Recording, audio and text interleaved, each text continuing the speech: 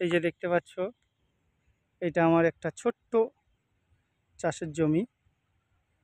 আমি একপাশে আলু বসিয়েছি।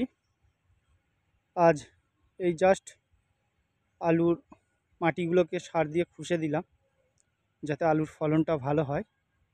তোমরা দেখতেই পাচ্ছ, এই এক পাশে আমি খুশে রেখে দিয়েছি।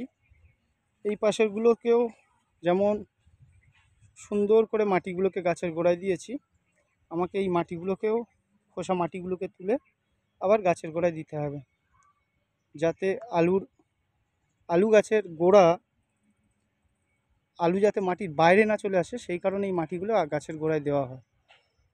এই পাশে দেখতে পাচ্ছেন আমি বেগুন বসিয়েছি। দেখুন গাইস, এই যে আমার বেগুন গাছ, দেখতেই পাচ্ছ কি আকারে গাছগুলি বড় হয়েছে। আর ওই যে দূরে হলুদ হলুদ ফুলগুলো দেখতে পাচ্ছ, আমার ক্যামেরাটা অতটা ভালো না হওয়ার কারণে একটু ঝাপসা দেখাচ্ছে, বাট আগামী দিনে চেষ্টা করব ভিডিওগুলো আরও স্বচ্ছ এবং উজ্জ্বল করে দেওয়ার।